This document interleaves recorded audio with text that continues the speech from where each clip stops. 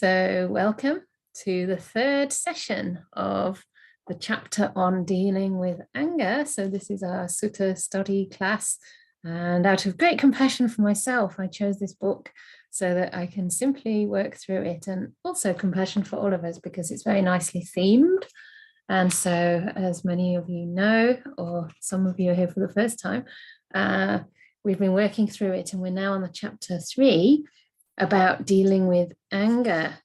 And last week we called the session Vipers and Resentment, because we talked about people who are like vipers, depending on whether their anger is quick to come up and lasts a long time, or slow to come up and lasts a long time, or quick to come up and doesn't last, slow to come up and doesn't last, which I'm sure is probably the most I don't want to say better, but it's probably the least painful of all four, for ourselves and for others as well.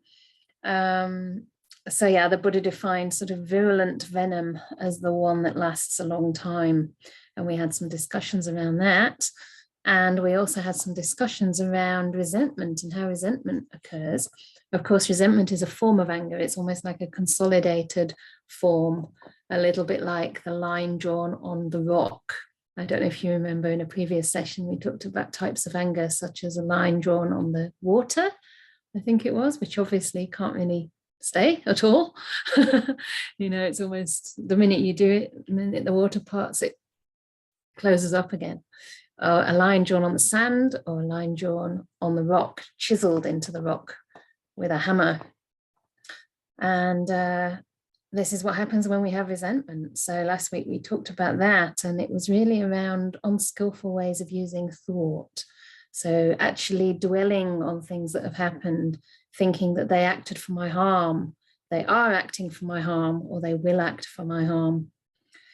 And then the next section on that was they acted for the harm of one who is pleasing and agreeable to me, or they are acting for the harm of one who's pleasing and agreeable, or they will act for the harm of one who is pleasing and agreeable.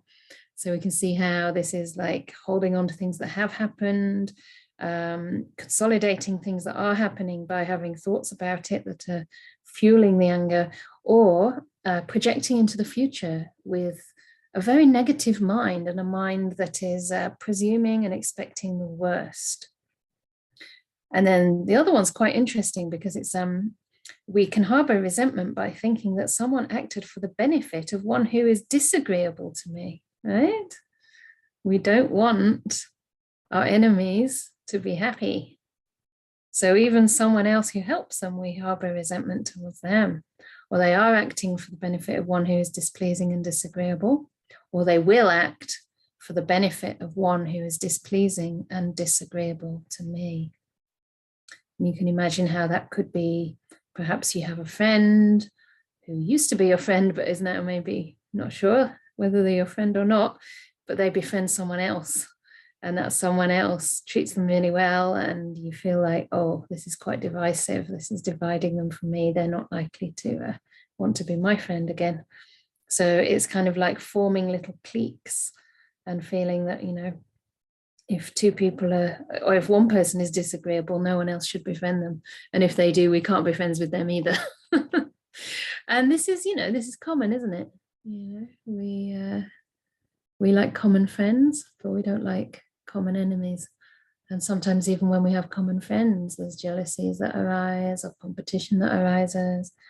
And then the last one of those 10 was that one becomes angry without a reason.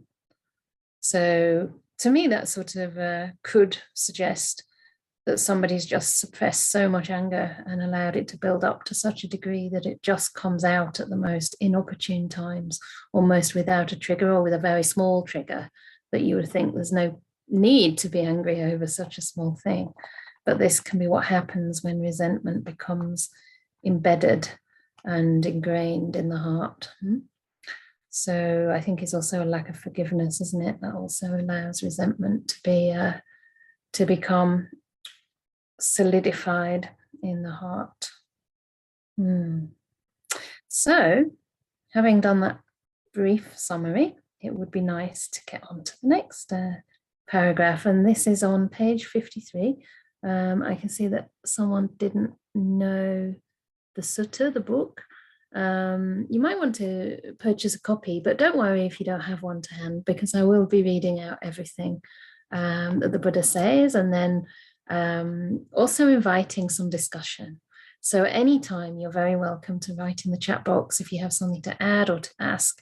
And also I will pause from time to time so that we can really bring this to life and see how it applies to our own lives, to our own experiences, because that's where the Dhamma teachings truly come alive.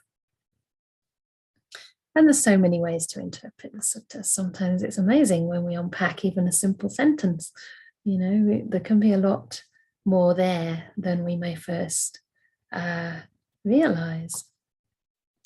So today, it is we're starting with the dangers in anger and the benefits of patience. And this is quite a nice teaching for me, because I guess my main qualities could be said to be kindness and compassion. I have quite a lot of empathy, but patience is not as developed as it might be. Sometimes I have that tendency to get a little bit impatient. And I think impatience could be seen as a form of anger, actually. Might seem like a mild one, but it's hurry up. Right? Or being a little bit less than forgiving with ourselves. So I shall begin. So this is called 5 Dangers. And whenever the number 5 is used or the number 10 is used, you can usually find it in the Anguttara 5s or the Anguttara 10s of the Tipitaka, the Anguttara Nikaya. So I will use the word monastics here. Or actually, I'll use the word community because that's much more inclusive. Community. There are these 5 dangers in impatience. What 5? One is displeasing and disagreeable to many people. One has an abundance of enmity. One has an abundance of faults. One dies confused. And with the breakup of the body after death, one is reborn in the plane of misery, in a bad destination, in the low world, in hell. These are the 5 dangers of impatience. So I just freaked myself out now. But of course, we're all pretty patient people, I think, those who are here. So I'll continue and then we can have some discussion. Community, there are these 5 benefits in patience. What 5? One is pleasing and agreeable to many people. One does not have an abundance of enmity. One does not have an abundance of faults. One dies unconfused. And with the breakup of the body after death, one is reborn in a good destination, in a heavenly world. These are the 5 benefits in patience. So, as is often the case in the suttas, it's an opposite analysis. And I think this is quite interesting because some of these are quite similar to attributes of a person with metta or a person without metta, right? The person with metta is also agreeable and pleasing to many people, but also to many beings, to the devas, to the animals as well, which is not mentioned here. One with metta also doesn't have an abundance of enmity, right? Because metta is the antidote to ill will. The part about confusion is also similar, because with a lot of metta, we tend to die peacefully, we tend to sleep peacefully, wake up happily. And of course, if we have a mind of metta, just like a mind of patience, then we generally will have a good destination, whether you believe in destinations after death, but even destinations in the next moment or the next day are likely to be good. But it's interesting to look at this from the perspective of patience and impatience. And Interesting too to see that the very first one is about how other people might perceive us. One becomes displeasing and disagreeable to many people. So how does it feel when others are impatient with us? How do we perceive those people? Are we displeased? Do we find them disagreeable? Perhaps it makes us feel agitated, right? When someone's impatient and they're asking us to hurry up. They're not giving us a chance to really express ourselves and to, get clear about what we want to convey. Or maybe they're behind us, as we're trying to, I don't know, put petrol in the car or take money out of a, what do you call those things? I don't know, because I never use them. Cash machine, is that right? And somebody, behind you is really irritated and impatient, or behind you in the traffic. And that person appears displeasing and disagreeable. It perhaps could also imply that they become ugly. They become like they have an expression of, irritation and agitation on their face. So it's stressful, isn't it? When other people are impatient with us, it's quite stressful. And I think impatient people tend to be a little bit rough, rather than gentle. Another way of understanding patience is gentleness. And I often describe that aspect of right intention, the right intention that is non-cruelty, non-harm, gentleness, as related to patience, being patient with our experience, not being too rough with it, not being demanding of our experience of our mind, but really being gentle, not kind of staring down too closely at the breath. Do you ever find that you're kind of just a bit too rough with the breath? You have the object in mind and then you want to kind of grab it and hold tight to it, or maybe you get too close to it and the mind gets tense. So I think that can also stem from impatience, not being gentle, not, allowing things to unfold in their own time, wanting our mind to stay with the breath right now.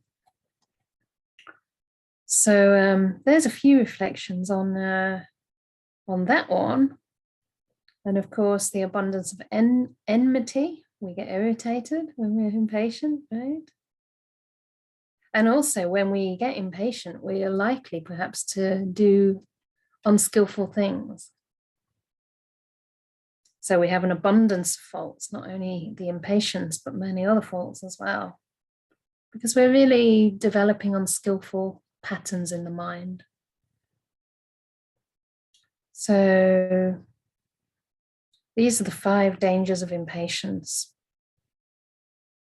And then the opposites, of course. We've already said that they are a little bit similar to the advantages of metta.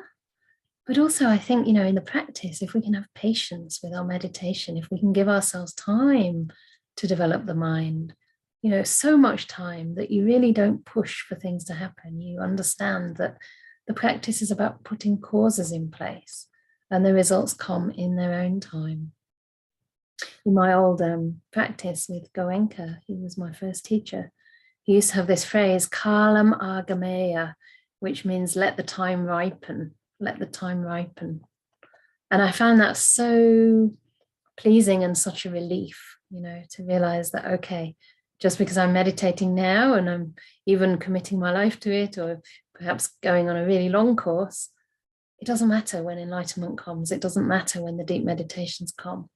Just let the time ripen and focus on putting the causes in place. So that gives spaciousness, doesn't it? Patience gives a sense of space. You're allowing things to take their time. And there's some wisdom involved there, because obviously things have to take their time. I mean, cause and effect is a natural process. It's not up to us. We can't control the outcome. We can only really control the way we relate. Even we can't control that as such, but we can influence it by a little bit of wisdom and by hearing the teachings and, having good guidance on the path. So there's some of these benefits. And also with patience, I think we can be patient with other people, like being patient in terms of allowing someone to express themselves, listening carefully, not rushing them. And really leaning in to try to understand. So I think there's a wisdom in patience. And the Buddha speaks about patience as the highest austerity, the highest quality, if you like. I mean, austerity is a funny word, but I guess you could see it in terms of being a restraint, that patience can put the brakes on so many unwholesome states and just give us a chance to pause, right? Sometimes we just rush through life so fast. And, we're just following our habitual tendencies to react without putting the brakes on at all. When we can just pause for a moment, we have a choice. There's a choice as to which path to take in the mind or in our speech or, in our bodily action. So someone has just joined from the future, from New Zealand, so let her in. And it's tomorrow in New Zealand now. So are there any questions or comments on this so far on patience? Has anybody had an experience of either feeling impatient or being treated with impatience, or how do you relate to that quality? So I can see that Nikki also has her hand up, but she's not able to raise it. Can we go to her first? Because I think you haven't been here for a while. Nikki, could you unmute, please? Unmute. There you go. Lovely. Nice to see you. Nice to see you too. I've been working. When you were talking about this, I kind of felt a little bit sad, really. Maybe it is anger, but if I think about myself, and particularly if I think about others I've worked with in my job, their impatience like a manifestation of fear. Yeah. More fear and trauma response. It'll come across like as and it can look angry, like that raw of stay away or the hurry up is like this thing of it's not being able to contain what's inside. It's like a spill out of intense emotions. And so it's this sounds really simplistic, doesn't it? I know it's not, but it's kind of it's I wonder if, so it makes me ask, is like, because I work with so much trauma and that sort of thing, I always thought of, and I use the teachings in my work all the time. So I feel sadness and compassion for those that manifestate, there's a manifestation of impatience. I know it's not nice to be on this receiving end of it, but I wonder what your thoughts are around about trauma response in that sort of sense, really. Yeah. Well, first of all, I just want to echo what you said, because I thought there was so much wisdom in that. Thinking of anger as sort of a spilling out, impatience as not being able to contain what we feel, not being able to contain the emotions, or perhaps in that case, emotions triggered by trauma, and the fact that they then spill out. I think that's a really beautiful way to see it, because patience is something that keeps the mind inside, keeps the mind present with what's arising, and is able to stay with it and give it time, give it space. And I think in terms of trauma, sometimes it might be as though somebody has so much emotion, so much pain, so much shock inside their body and mind that, it actually, in a sense, has to come out. And it's more a case of, rather than repressing it and always staying with it, which could be overwhelming for that person, how to start releasing it in bit by bit, how to let it out, like say you've got a pressure cooker, you don't want the whole thing to suddenly, but you want like one of those lids on it, which just gives a little bit of the pressure out, and then the lid goes down, and then the lid goes down. So I think these people probably, and everybody, these people, involves all of us, includes all of us, because we've all had traumas to a greater or lesser extent. I think we need a very safe place, and people around that can really help us to hold those things and give us the space to process them gradually. So, of course, it's almost impossible. But some people are holding so much, so we can never judge. How do we know how much sorrow or how much trauma? Trauma can manifest as sorrow, depression, anxiety, shock. All this it stays inside the nervous system. It stays inside the body. So I think a very, very gentle approach is needed. So maybe part of that patience is not always staying with, but being so gentle that you only stay for a short time, you know, and you're patient with your own process to the extent that you don't want to process everything at once. You know, you're happy just to stay with it for 2 minutes at some point in the day, just to stop and pause, even for a few breaths. And that also can be the patience. Because perhaps for people with trauma, it's just too much to hold all at once. So, yeah, I mean, I really recommend with trauma that, you know, it would be useful for people to read books around it. For example, I can't remember the author's, Bessel van der Kolk, is it? The Body Keeps the Score, this book. I haven't actually fully read it, but I did buy it a while ago. I also have another really nice book that I had during my RAISE retreat. It's, I think it's called Polyvagal Theory, but it's exercises to regulate the nervous system. And that's really nice. So this can also be helpful because we can't always stay directly with the emotion, but sometimes we can learn to incline the mind to something that takes us out of the trauma we're feeling at that time, and that just gives the nervous system a break. Like they call it a ventral, what do they call it? What's the nervous system that's like limbic? Anyway, they call it like a break. Like putting on a pause, and it can be things like they use, I forget the author, maybe I'll try to find it for the next session because it's a really great book. It's practical and it's written by a psychologist who works specifically with regulating the nervous system of the clients, because we're always affected at that level as well. And there's something called a glimmer, which is where you've only got like maybe 20 seconds and you can just look for anything in the environment, like some flowers or like, I don't know, an empty space or like a tree or even a pet or something, anything that just takes you out of the pain you're feeling inside for a moment. And then over time, that can develop into what they call a glow, which means you stay with that same thing for maybe a minute and you really soak it up. You really take in the beauty, you take in the kind of calming and soothing effect. So this is also one way to balance those difficult emotions by inclining the mind towards something that gives a little bit of relief. So I think patience would, you know, involve also being very gentle with your process and patient enough not to judge yourself and not to compare yourself with others who may not have been through anything like what you've been through. And the same when we meet others, you know, if we imagine that the people we've met may have been through horrific trauma, I mean, imagine if you knew they actually had, then our relationship to them would change significantly. We would be a lot more gentle and kind. So we never know what someone else is dealing with. I think that's really important to bear in mind. Yeah. Lovely, thank you. You're very welcome. James, could you unmute, please? Hello. Hi.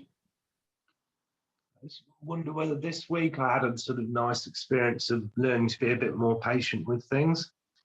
I find like consistently every time I sit to meditate, I always get aches and pains in my shoulders. It's pretty much always there. And, you know, I spend time sort of doing this, trying to sort of loosen it up a bit or just sort of focusing on trying to relax it. And particularly the last few days have been particularly distracting. And like yesterday, my morning sit didn't really go at all because of that. And I managed to do a little bit just before I went to work. And I just kind of thought like, rather than trying to sort of, I don't know, deal with it, get rid of it, do something like that, I decided to just kind of like, just be patient and, you know, just to sort of not try and escape it, but just sort of, I don't know quite how to put it really. Just sort of be patient with it and sit with it and accept it and not think, I can't sit if I have this ache in my shoulders. I can't have this swirling in my mind. I can just sort of be with it. Yeah. And I found I managed kind of to find a sort of place of peace alongside that. Lovely. Yeah, I mean, it's a shame I had to go to work, so I couldn't sort of stop to explore it more. And it was like, Yeah. yeah, obviously that's something I need to work on. But it was, you know, one of those tiny little Mm. lemons of like a good way to do things. Thank Yeah, you. great. And that's what it is, isn't it? Like we just sometimes get in the groove and we realize, oh, somehow here I just managed to, you know, tweak the relationship in a way that actually lessens suffering for myself. And it's not that it necessarily lessens the pain, the physical pain, but it lessens the resistance and the struggle with that pain. So I think what I picked up on was when you said the word acceptance. I think that acceptance is very close to patience, isn't it? Because it's not patience so that something changes. It's really genuine patience in the sense that you can sit with this indefinitely. And it's great. You didn't even want to go to work. So you could have definitely continued to sit with that for a bit longer. So yeah, very good. Most days I don't want to go to work. I just want to sit with it. Yeah.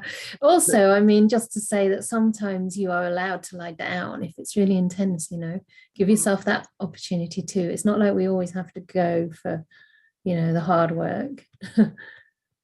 That's the hard thing is people say about acceptance, but you kind of like, well, how do I do that? You know?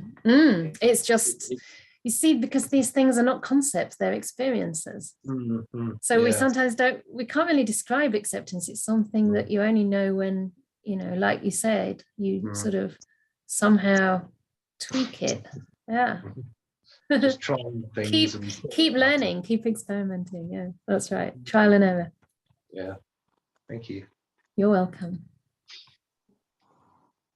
Geraldine, could you unmute, please? Thank you. Hi. Hi. Oops. Shoot, I just covered my screen. Oh, that's okay. You won't be videoed. Okay. No, I just did something weird with my computer. Yes. I'm new here, Caerdwyn. Hi, Caerdwyn. Hi, I'm in the US, West Great. Coast. Yes. So I'm from the past. You're from the past, basing it on UK standards, which is, of course, the center of the world. Of course. I'm 8 hours in the past. So this is a really good topic for me to start with because I deal with impatience a lot. Specifically, I have a chronic illness and I have caregivers that help me. And so I don't get to do my own shopping, for instance, or go do the errands or whatever. I have to send someone else. And I have one main person who does that for me. And he doesn't choose the produce that I would have chosen. Yeah. You know, he gets things with cracks in them or whatever. You know, he gets the wrong thing completely. He just does everything wrong, right? Because, you know, because I would have done it differently. Sure. And so you don't have that control. I don't have the control. And so and I have been on 5 precepts for about 25 years. And so you know, expressing anger or upset, I just try not to do that. He's doing his best, you know, he's doing his best. Yeah.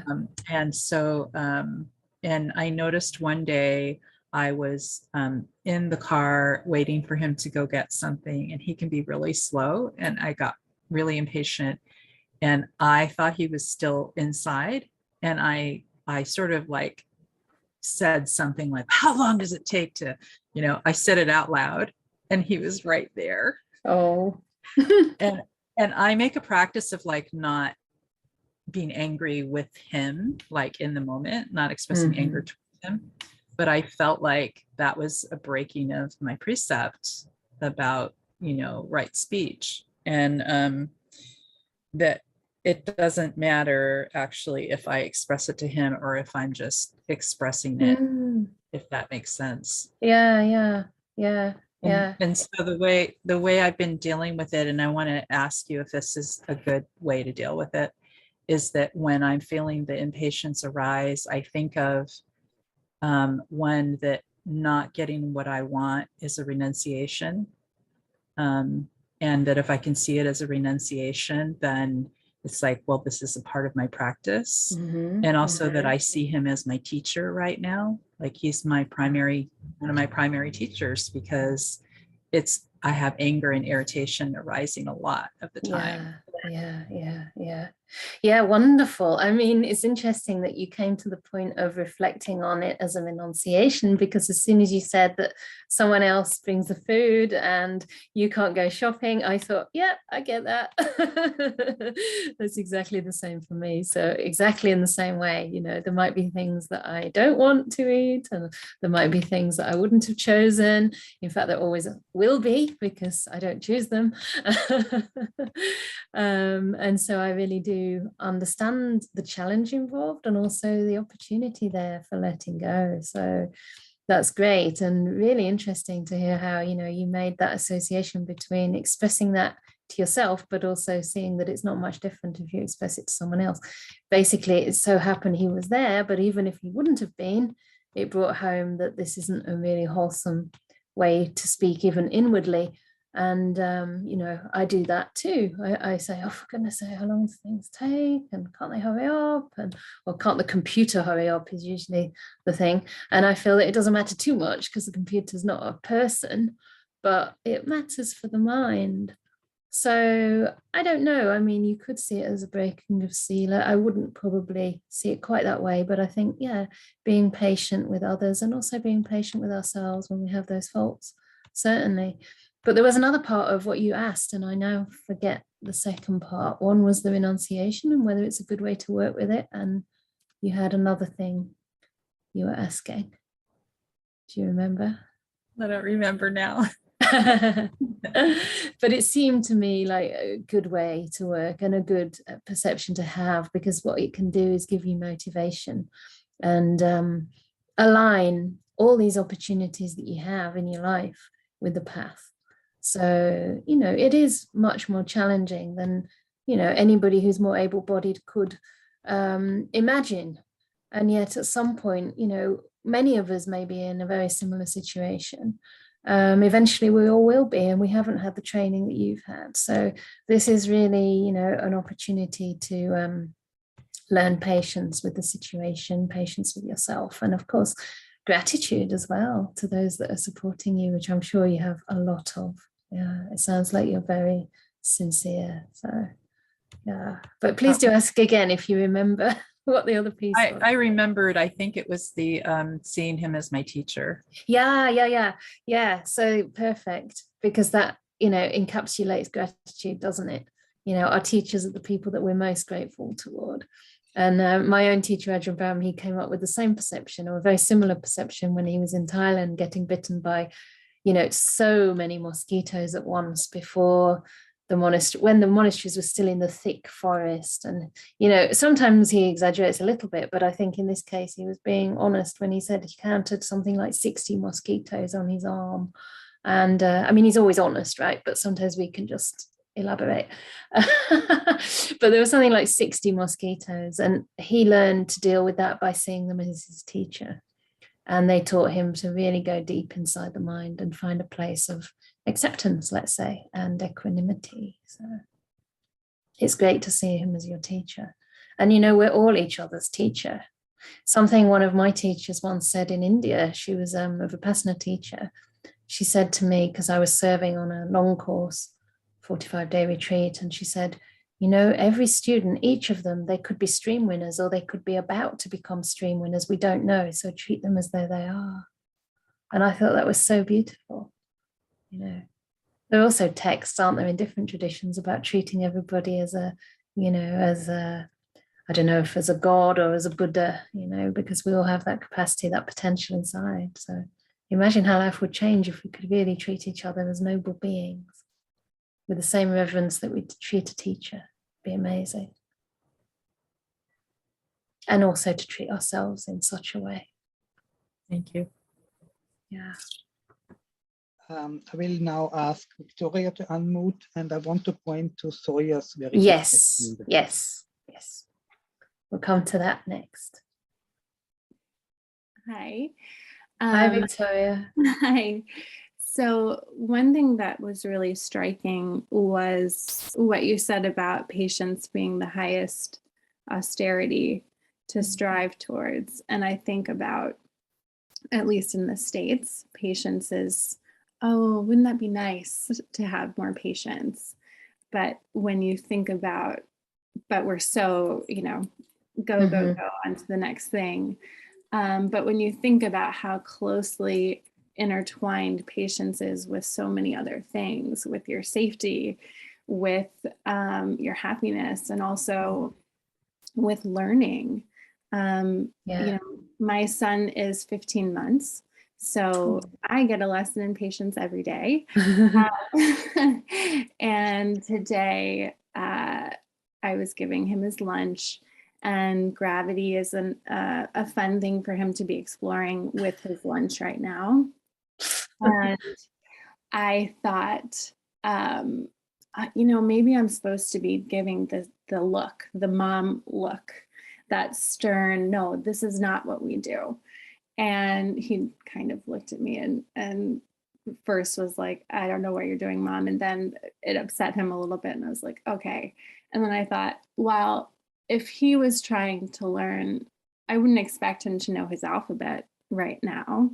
Yeah. And if I was trying to teach him his alphabet right now, I wouldn't give him a stern look to learn that. So why would I be expecting him to do this any differently? I'm the one who doesn't feel like going on the high chair, on the high chair, on the high chair over and over. And it just made me think about all of those times when I've felt impatient with other people, and maybe they just had something they were still trying to learn.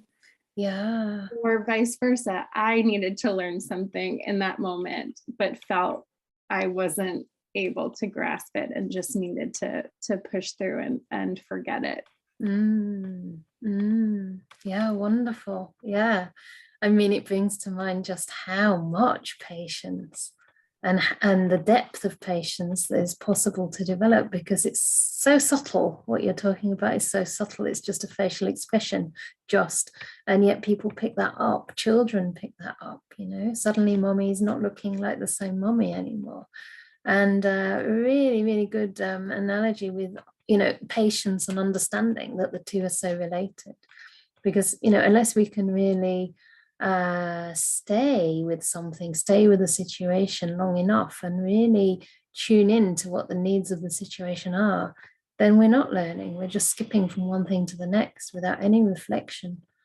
So it's beautiful that, you're able to develop such gentleness with your child and also learn patience, allow him to teach you, him or her, I forget. Him. Yeah, I think you said that. Yeah.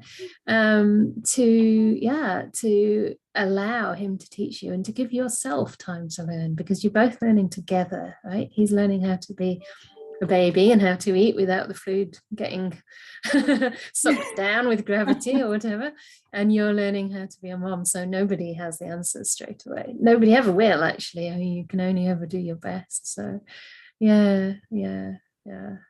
But this idea of, impatience, that, just the whole speed of society and having to have things now and having to understand things now and having to have all the answers now, it's just completely unrealistic and doesn't give us a time to grow and a time to learn the subtleties of life.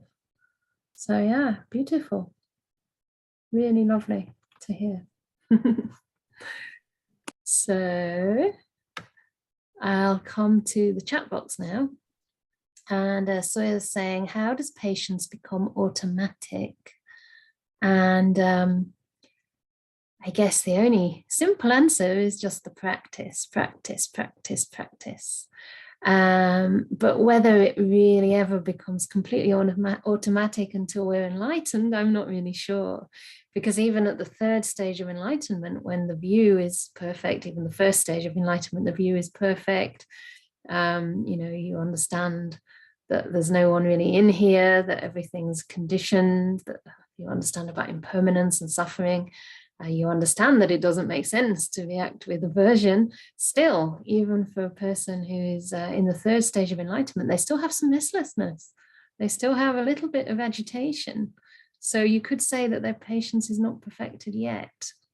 But it's like with anything, it's just the practice, you know, and being patient with yourself in the practice. Because sometimes if we are looking to the goal of it becoming automatic or of it becoming like so deeply ingrained in our character that we're always patient, then we won't notice the patience that we already have. You know, it's important to notice the patience that is there. Don't only notice the impatience in the mind, notice ways in which you are patient too. Yeah. And then that encourages the mind, actually. It's almost like what you notice is what grows, because you start to see, the mind starts to see, this feels good. This is nice. This is uplifting. This is noble or ennobling. And then the mind will want to go back to that place again and again. Just like James was saying with when he experienced a sense of acceptance, the mind is eager now to, you know, to find that again. And you may or may not, but it doesn't matter. At least you know what it is. And the mind will naturally, the mind has this innate intelligence, I feel, that it looks for a way out of suffering. And it does incline in the right direction if we give it a chance and if we're patient with the mind. So I hope that helps. Don't expect too much of yourself, because that also can turn into impatience. That's my thing. I'm a bit of a perfectionist. And so if I do something wrong or don't do it well enough, then, you know, I'm kind of onto myself. And that's not really very patient, because that's discouraging to the mind. You know, we need to learn to encourage ourselves. Just like you'd encourage someone at school. If you're a good teacher, you encourage the children, and that's the way they develop and learn. So James says, I've found with more meditation and practice, I've naturally become more patient without explicitly having that intention. Yeah, because every time you practice, I mean, it's not an explicit intention, but you are training the mind to stay present. So Erland says, I've been doing metta in the morning before work every day for 2 months. Yes. And it's been very beautiful for me, my family and co-workers. How wonderful. I'm much more patient when in metta mode, for one. I skipped meditation a couple of days ago and had a neutral day, which felt bad in comparison to the days with metta. Am I addicted to metta and its results? And is that a bad thing? No, you're just not addicted, but you're just noticing the effects of metta by noticing when it's not there. So that also can be an encouragement to you to practice and, you know, to realize that most people feel less than neutral most of the time, right? So it's just like if you've eaten a meal, you feel full, and then, you know, afterwards you go hungry. It's not that you're addicted to food, it's just that you haven't had your nourishment for the day. So you don't have to kind of think, well, I better not eat every day. You just keep eating every day and enjoy your food, you know, and notice how it uplifts and makes you healthy and makes you feel nourished. So I think this is wonderful. So if you are addicted to metta and its results through direct experiential results, that's wonderful, because it will encourage you to carry on. The only thing I would suggest is that if you're not able to do it every day, and then you don't have such a good day, just notice it. It's just cause and effect, and don't beat yourself up about that. You know, it's not like now you have set yourself a new standard that you have to maintain at any cost, because that can be discouraging to the mind. You know, they say in psychology that if we have goals that are really difficult, we're much more likely to get discouraged. So for example, with exercise, we should make a small goal, like let's move for 5 minutes, you know, twice a day, rather than let's go jogging for 40 minutes a day. So it's wonderful. It seems to me that if you are noticing the beneficial effects, that in itself will be enough of a motivation. And I've known meditators who actually at some point in their practice need to stop meditating, or choose to stop meditating, or just their mind stops meditating for whatever reason. And part of them wants to kind of reteach themselves why they meditated, why they chose to meditate in the first place. So they get to the point where they really, really want to meditate again, not because they have to or they should, or they have, you know, something to keep up, but because they actually start to miss it. And then it re-inspires their reasons for practicing in the first place. So no, it's a very good thing. And I really praise the practice of metta, and metta will increase patience as well. They're very close. Yeah. If you're really, you know, feeling like you want the person's benefit and you're feeling a lot of warmth towards somebody, or at least may this person be well, may they be safe, then, you know, that's going to be maintained, even if they, you know, wind you up or test the limits of your patience. You know, that metta will kind of come out and you'll be just like, yes, but may they be happy, and you'll be less likely to react in an impatient way. So Sarah says, the saying goes, every patience has a limit. But the famous Neapolitan actor Toto used to say, every limit has its own patience. Okay, I'll leave that one in the air. You can work that out and I'll try and do the same. And Sybil says that metta is beautiful and is the right thing to do for you and the right thing to do for all of us. One reason you can tell metta is working is because you have less aversion. One way you can tell you have aversion is that, or that you have a tendency, which we all do, is that metta works because it's overcoming something, right? I mean, if you sit down to practice metta and you suddenly feel a lot of happiness, then you know that there was aversion in the mind. So. Okay, there's 2 more questions. So just these 2 for now, and then we'll move on, because there's a little bit more to unpack on this subject. Lots more. So. Yeah, hello everybody. Hi, Mira.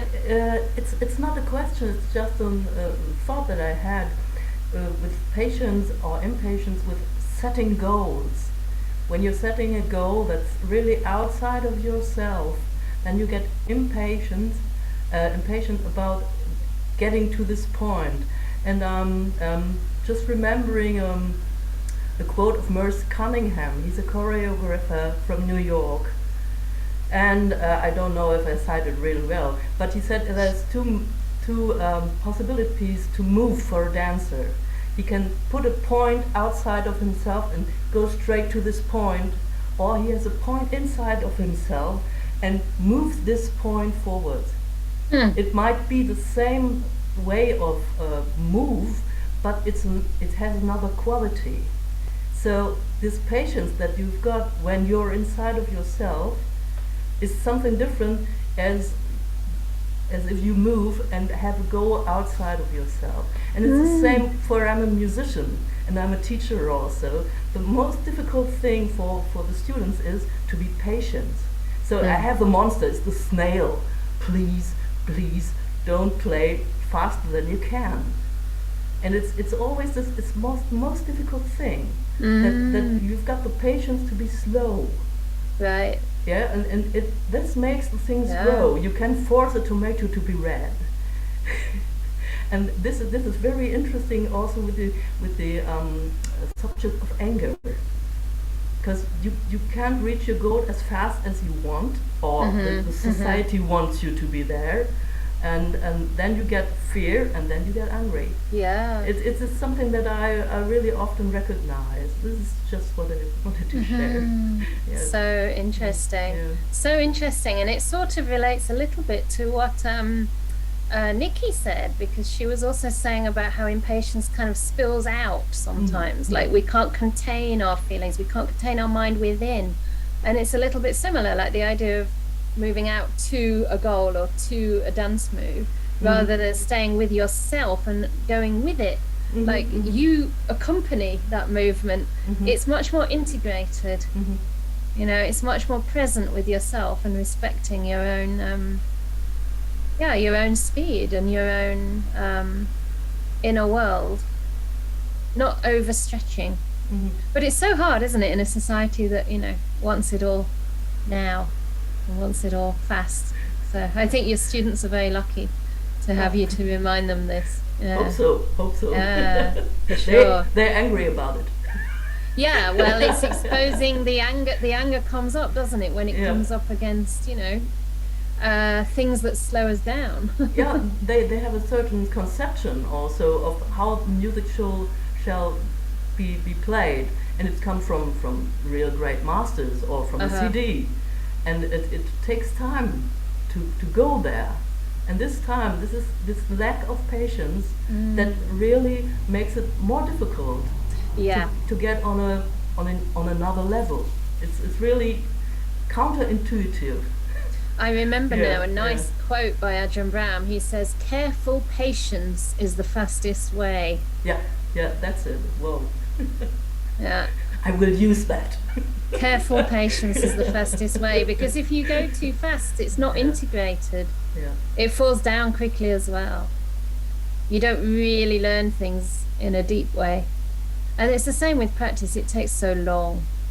You know, it takes many, many decades really of practice. So meditation practice before we can even begin to explain or to teach. So careful patience is the fastest way.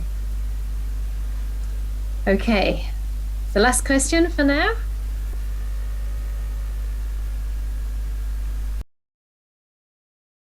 I can't hear you, Gunter, but I think you're inviting Janaki to speak. Janaki. Okay, thank you.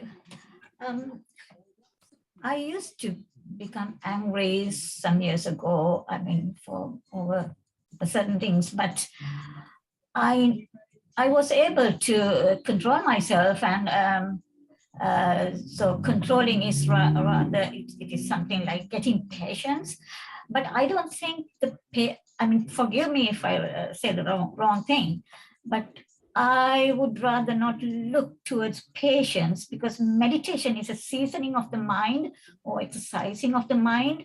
So it gives a perfect control of your mind as you go on. So when you keep doing that, then you will not be succumbed to these emotions. So because you mustn't check the emotions or suppress the emotions, also slow down the emotions, but it may happen at the beginning. But if you go on meditating, what happens is that you will not become a slave to your emotions. So it gives a perfect control of your mind. So then you will know, you will know not to react, but to respond. Yeah. So that's how I have felt about it. Mm-hmm. I Yeah. don't know if it's right or wrong. Yeah, So I understand. I think I understand. Yeah. You're asking me to comment? Were you? Yes, please do. Yes. Please. Yes, I think that's true. You know, I mean, we're not here in the practice to push away our emotions or to suppress them or to fight them or anything, but just to learn how to relate to them wisely and to give them the space they need to arise and then also watch them pass away. And I think the more we're able to do this, the less perturbed we are by so-called afflictive emotions or emotions of impatience, because the mind that is watching those things is you know, has all the time in the world. So it's the mind that's watching the emotions, the mindfulness, if you like, or the space between the knower and the known. A nice little phrase also by Ajahn Brahm. That space between the knower and the known is where the patience can be developed, you know, in how we're relating to our experience. So even if we're angry, even if we're, you know, upset, we can be kind to the anger, we can be patient with the anger, and then over time, what happens tends to be that the content of the mind is not as strong or powerful as the mind itself. So the anger is still there, but the patience in the mind is so much stronger that that becomes eventually the object of the mind. Yeah. So then it doesn't too much matter what arises. There's a certain equanimity. You could think of patience as equanimity, or acceptance, spaciousness, all sorts of things. So certainly we're not. The mind precedes everything and controls everything. So it cannot, I mean, all the other physical approaches that we undertake, but they won't, won't be the answer. So I think it is through the seasoning of the mind or the exercising of the mind, that's the only way is meditation, so that you can get a perfect control of your mind. That's, I think, how we have to go this journey. That's what how I feel, of course, because I don't think that there is any power in this universe more stronger than the mind. It controls everything. Yeah. I think the way I understand that you're using the word control, because I mean, in my practice, I try not to control things in a way that's like manipulating them. But I think what you're saying is that the mind has the greatest effect. It's the greatest, what's the word? Predictor, if you like, of whether we're going to be happy or sad.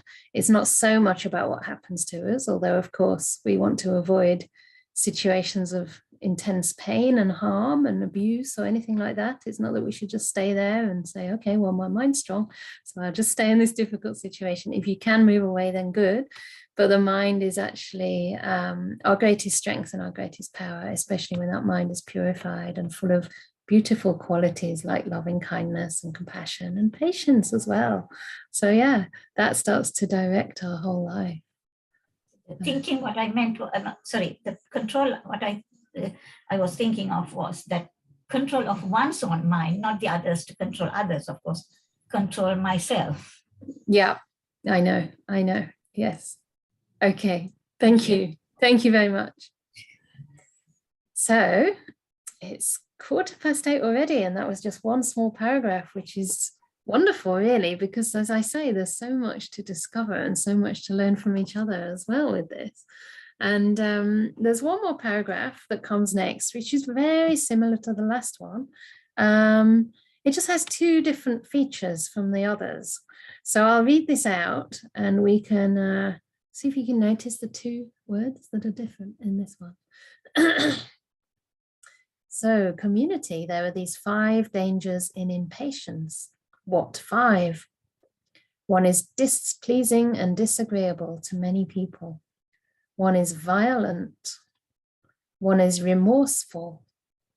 One dies confused, and with the breakup of the body after death, one is reborn in a plane of misery, in a bad destination in the lower realm, or the lower world in hell.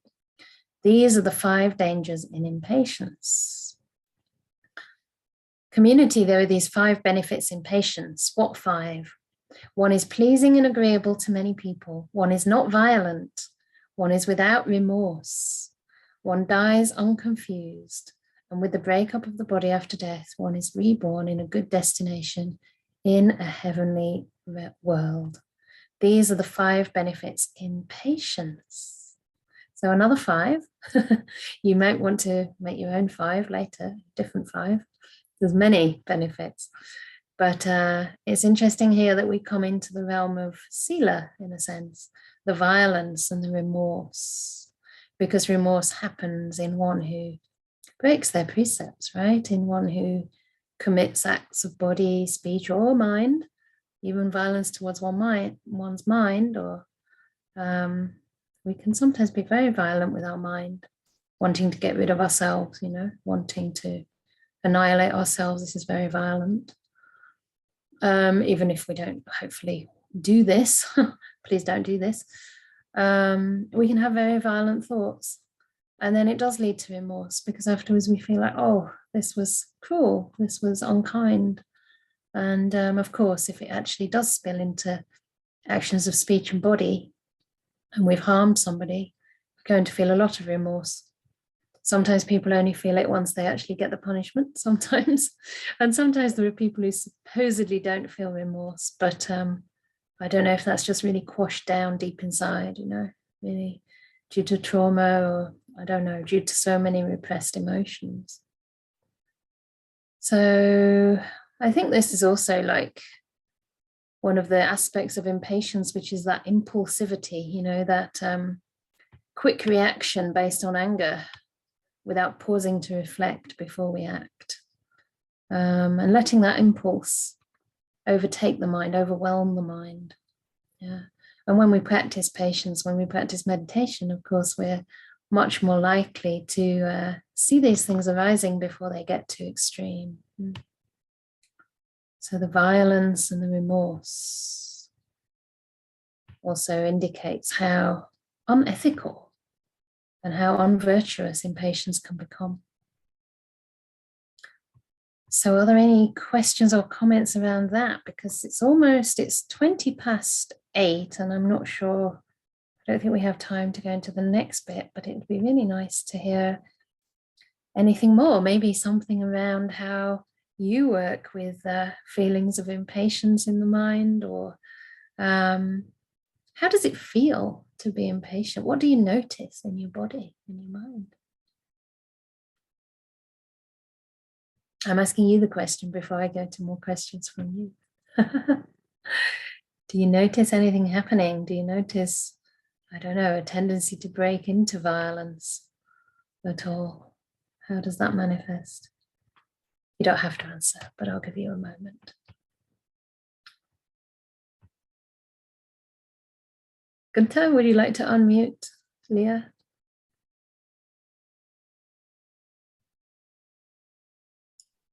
Hi, Venerable. Thank you. Hi, Leah. Hi.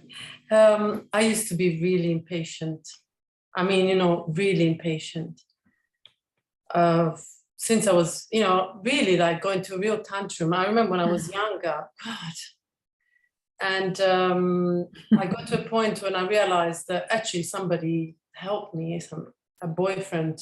He sort of introduced me into the journey, the inner journey. And I've noticed, I've been doing meditation now for 12, 14 years. And it has changed me, this is like my family comment on it, And, but sometimes I do, like there are moments in which, the monster raises and it's really upsetting. It really is so upsetting. In fact, it's happened quite recently and I'm still struggling to, it's really difficult, because you want to give space to what's coming up, and why you lost your patience. And sometimes you just have to allow for that to happen. But it's very difficult because, there's guilt, there's also, but I would say that, and when that happens, it's like really ugly because it's your whole body that is like, it's angry. It's not just you, because I notice a lot in my body, because if you do a meditation, you know your body a lot more, and I can feel it in my body, like the agitation of it, and It's not nice at all. It's just so much nicer to be in that space, when you just stop yourself and you think, okay, it's okay, you don't have to be angry about it, and you feel like more relaxed and more safer as well. Somebody talked about safety. That was really, and it's quite urgent that we do this, because we, when we were reading the paragraph about dying, and it's so important, and everything, and every time it happens, I just think, oh my God, look at this misery, is coming up again. It's quite upsetting, and it's an opportunity to open your heart even more, but it's so humbling, that we are swept away by these winds, like, and all the work seems to have gone just like that. But it's not like that, but if we pay attention, it's, goodness me, it's like so humbling, isn't it? That's a really interesting point about how it can feel that it sweeps away all the other good stuff, because I guess in that sense, the patience is sort of almost like the glue that holds the qualities together, holds all our good qualities and gives them a chance to, grow. Maybe that's one of the reasons the Buddha says it's the highest austerity, it's the highest quality, because it's sort of the container for everything else. But of course, things haven't actually disappeared just because you experience impatience. And I think, it's a hard thing to practice in a very impatient world. Isn't it? I mean, the conditioning is very deep. Perhaps there can be some virtue in sort of, not in impatience that harms ourselves or others, but I know the part about sort of tantrums and stuff, like when I was young, I was also pretty impatient, I wanted things now and I didn't have a lot of time to wait. And in a way that can also translate into being quite a passionate person. And if that passion's directed in a positive way, like, in the sense that you are sort of really dedicated and focused on your goal, then it can be a sort of driving force.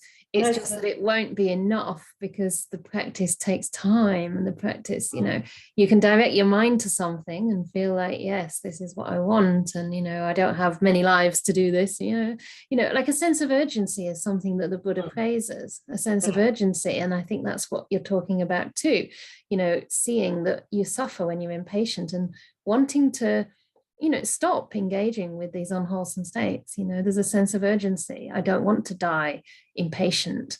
You know, I don't want these unwholesome states to cloud the mind.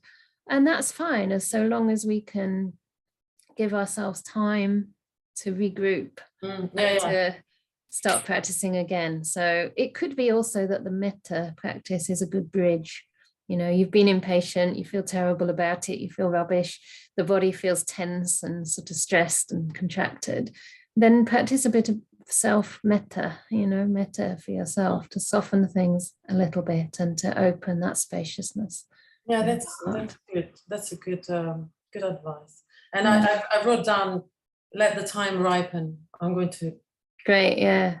Yeah, it's nice, isn't it? Let the time ripen. Yeah, that's one that I should probably have on my wall. I like that "let go" you've written behind it. Very beautiful calligraphy. It's very beautiful. Yeah, that's not my calligraphy, but yes, it's a nice little sign. Thank you. You're very welcome. There's a couple of things in the box, and I'm not sure I have time to actually answer any questions, but I just want to read out the comments that are there before we close, just to share the wisdom of the group. So Sarah's saying, impatience gets me restless. Yeah. And so it says, it seems like when I'm very impatient, the mind becomes like a prison. Yeah. And then violence or intense anger comes from a lot of fear of being trapped in the reality that my mind has made. Yeah. We get angry with the impatience. We get violent towards the impatience itself. Yeah. So can we soften towards that patience and allow impatience and actually be patient with the impatience? It's not easy. The whole body's kind of on speed. And Rasa says, I think a way to practice patience is to practice curiosity, allowing to not know why things are happening as they are. And being curious why. Yeah, allowing ourselves not to have all the answers straight away, yes. And just be open with an investigative mind that wants to understand. I think that's great. Because when I'm impatient, I seem to know why things are happening as they are. Yeah. But perhaps I don't know. Give it a benefit of the doubt. Yeah. This is my impatience too. Like, I want to know why things are happening. We want to have it all packed, all sorted out. And perhaps we don't know. Perhaps when we think we know, that's only one part of the truth. And there are many other reasons or many other aspects yet to discover. So yes, this also relates to humility, doesn't it? Yeah. And to, you know, not feeling that we have to be so much in control. This feeling of needing to know, needing to be in control, it's also a safety mechanism. You know, we need to feel like we understand our environment, we understand this world. And it's a kind of needing to know. It's a kind of control. It's a kind of control. So Janike says, when you're impatient, you're restless, your physical activities are disturbed, you can't make a sound or a harmonious decision. Yeah, the decisions you make could be wrong, yes. One advice I've had from Ajahn is, or maybe I made it up myself actually, can't credit him with everything, is whenever there's doubt, it's not the right time to make decisions. And the danger is, isn't it, that, you know, we want to rush the decisions. We get impatient and just make impulsive decisions. Patience, on the other hand, looks like a temporary technique, like the brake system of a car. Can be temporary. Good for the moment, but it does not bring a lasting effect. I think it could. I think it's about joining the moments of patience together. and making it more as a sort of, I think it's related a little bit to calm, you know, to being slower with life, to being more laid back. But through meditation, one can get the control of mind and make a long-lasting peace and harmonious decisions. Thinking mind overrides the emotional mind. The quality one gets when one practices meditation.